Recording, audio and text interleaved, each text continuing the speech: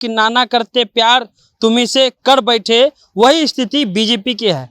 कपड़ा धोने वाले, कचरा साफ करने वाले, ठेला चलाने वाले, रिक्शा चलाने वाले, यहाँ से दूसरे जगह काम करने वाले कौन लोग हैं, किस जात के हैं। अब अगर आबादी निकल करके आती है तो हो सकता है कि आरक्षण जो है वो 49% से बढ़ा करके उसको आगे कर दिया जाए। जब मंडल की बात शुरू हो जाएगी तो कहीं ना कहीं कमंडल जो है वो ठंडा पड़ जाएगा। जातीय जनगणना को लेकर के नीतीश कुमार और तेजस्वी यादव ने बीजेपी को बैकफुट पे ढकेल दिया।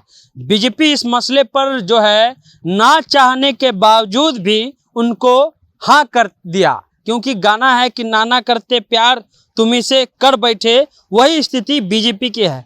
सदन में माफी चाहेंगे, बैठक में बैठे तो जरूर थे, लेकिन संजय जायसवाल हो या तारकिशोर प्रसाद, दोनों की चुप्पी साफ बता रही थी कि वो नहीं चाहते हैं कि जातीय जनगणना हो। क्यों नहीं चाहते हैं, उसके अलग कारण हैं। पहला कारण ये है कि जातीय जनगणना होगा तो कई आंकड़े निकलेंगे और गांव-गांव तक ये बातें जाएगी कि किस जाति के लोग क्या कर रहे हैं। फिर से दोहरा रहे हैं क्योंकि ये सवाल तेजस्वी ने कहा कि आखिर कपड़ा धोने वाले, कचरा साफ करने वाले, ठेला चलाने वाले, रिक्शा चलाने वाले, यहाँ से दूसरे जगह काम करने वाले कौन लोग हैं, किस जात के हैं। अब सरकार के अफसर जाएंगे और दरवाज़ा खटखटाएंगे, आम लोगों से पूछेंगे कि भैया आपकी जाति क्या है, आपके पास ज़मीन कितना है, अगर ज़मीन है तो एक ज़मीन में कितना हिस्सा लगता है, एक कमरे में कितने लोग रहते हैं। ये जातीय जनगणना को लेकर के सरकार के अधिकारी अब बिहार के कोने कोने में जाएंगे और ये सवाल पूछेंगे। साथ में तेजस्वी यादव ने अपनी जीत बताई है। अब बताते हैं कि बीजेपी क्यों नहीं चाहती है कि जातीय जनगणना हो।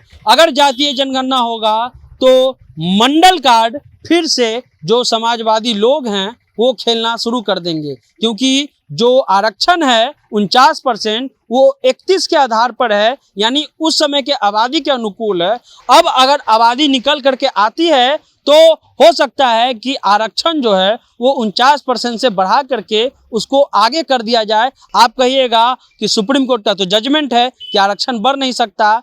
आपको बता दें कि सुप्रीम कोर्ट ने ही जजमेंट दिया है कि अगर आपके पास कोई ठोस आधार हो तो आरक्षण का लिमिटेशन भी बढ़ सकता है, जैसा कि तमिलनाडु में बढ़ा हुआ है। अब जो है बिहार की राजनीति इस जातीय जनगणना पर कैसे चेंज होगी। जो धर्म की राजनीति जो बीजेपी की तरफ से, एक तरफ से देखा जाता है कि बीजेपी धर्म की राजनीति में उसका अभी कोई तोड़ नहीं है। अगर जात की राजनीति शुरू होती है बिहार में तो उसका लहर जो है वो यूपी तक जाना संभव है, क्योंकि कल विधानसभा की आप उत्तर प्रदेश का कार्यवाही चेक कर लीजिए। कार्यवाही में साफ अखिलेश यादव कह रहे हैं कि हर मसले पर और जातीय जनगणना तो उत्तर प्रदेश में होना ही चाहिए। जितना भी हिंदी पट्टी का जो क्षेत्र है उसमें जो है खास करके जातीय जनगणना को लेकर के एक नया क्रांति हो सकता है। और जब ये होगा, यानी कि जब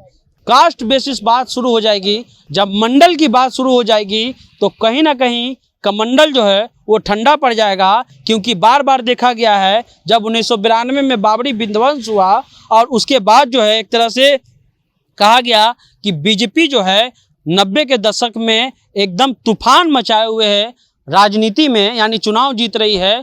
तो उसी आधार पर जो है अब देखिए कि उसी समय मंडल यानी बीपी सिंह ने मंडल कमीशन की सिफारिशें लागू करवा दी और 27% आरक्षण पिछड़ों को दे दिया। और आरक्षण मिलने के बाद हुआ क्या कि बिहार सहित पूरे देश में मंडल की राजनीति शुरू हो गई और कई ऐसा नेता जो हैं उभर के निकले, चाहे वो लालू प्रसाद यादव हो, रामविलास पासवान हो, शरद यादव हो, मुलायम सिंह यादव हो, कर्नाटक में देवी गौड़ा हो। ये सभी लोग मंडल की उपज माने जाते हैं, क्योंकि जैसे ही 27% आरक्षण की घोषणा हुई, बिहार में मुख्यमंत्री लालू प्रसाद यादव थे, उन्होंने तुरंत जो है इम्प्लीमेंट करते हुए 27% आरक्षण की व्यवस्था बिहार में कर दी। यानी कि मंडल कमीशन का जो रिपोर्ट था वो 31 के आधार जातीय जनगणना के आधार पर बनाया गया था।